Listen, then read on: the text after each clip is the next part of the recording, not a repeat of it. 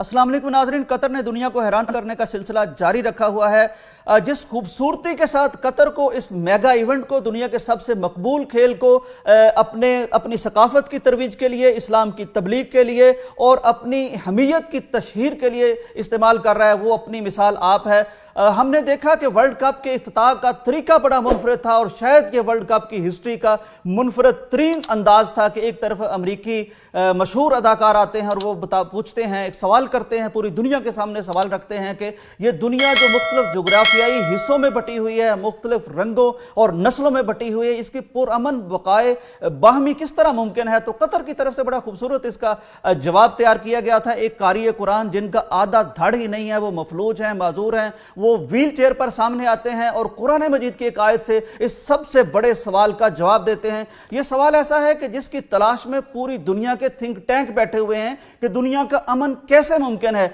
वो कतर की तरफ से उसका जवाब एक माजूर की शक्ल में सामने लाया जाता है, जो दरअसल कुरान मजीद का जवाब है। वो बताते हैं कि इस दुनिया के असल बाप आदम अलैहिस्सलाम हैं, ये आदम की औलाद हैं, ये आपके रंग, ये आपकी नस्लें, ये आपके खित्ते, ये यूरोप, ये ऑस्ट्रेलिया, ये अफ्रीका, ये एशिया, ये सारी चीजें तो अल्लाह ने तारुफ के लिए पैदा की हैं। गोया कि कतर ने बता दिया कि पूरी दुनिया के दिमाग जिस सवाल की तलाश में है उसका जवाब एक माजूर भी दे सकता है, बशर्ते कि उसका ताल्लुक कुरान से हो और वो कारी कुरान हो और वो कुरान को समझता और जानता हो। नाजरीन, इसके साथ साथ कतर ने बहुत खूब एहतमाम कर रखे हैं, खूबसूरत पोटली तैयार की है जिसमें खुशबू है, जिसमें इस्लामी लिटरेचर है। इसी तरह कतर ने डॉक्टर जाकिर नाइक साहब, जिसको आप जानते हैं मारूफ आलमी मुबल्लग हैं, बेशुमार लोग उनके हाथ पर इस्लाम कबूल कर चुके हैं, उनको भी दावत दी है। बहुत से दीगर आलमी मुबल्लिगीन को बुलाया हुआ है जो अपनी अपनी जुबान में, मुख्तलिफ जुबानों में इस्लाम की तबलीग कर रहे हैं। खैमे लगे हुए हैं, इस्लामी मराकज कायम हुए हैं, अरब सकाफत पेश की जा रही है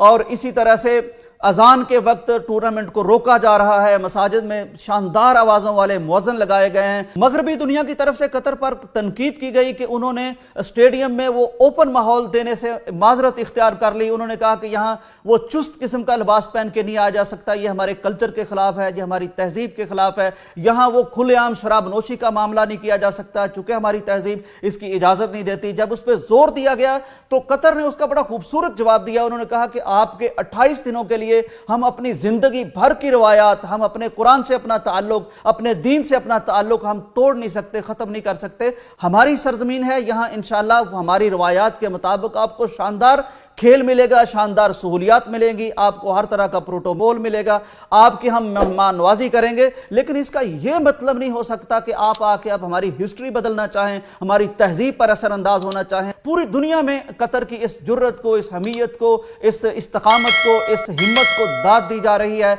नाजरीन, कतर ने यह साबित कर दिखाया है कि बेशक कोई मुल्क छोटा ही हो, लेकिन अगर उसकी अकल बड़ी हो, अगर वो मौके को इस्तेमाल करना चाहे तो वो ऐसे ऐसे करिश्मे कर सकता है जिसको शायद बड़े बड़े लोग और बड़े बड़े मुल्क और बड़ी बड़ी ताकतें भी नहीं कर सकती। कैसा खूबसूरत मंजर दिखाई देता है कि दुनिया भर के कैमरे खेल को फोकस करने आए हुए हैं, लेकिन कतर की तरफ से वहां अजान की आवाज गूंजती है और पूरी दुनिया में अजान सुनाई देती है। बहुत सोशल मीडिया पर ट्रेंड कर रही हैं चीजें। इकबाल का शेर लिखा जा रहा है कि मगरिब की वादियों में गूंजी अजा हमारी। तो बाहर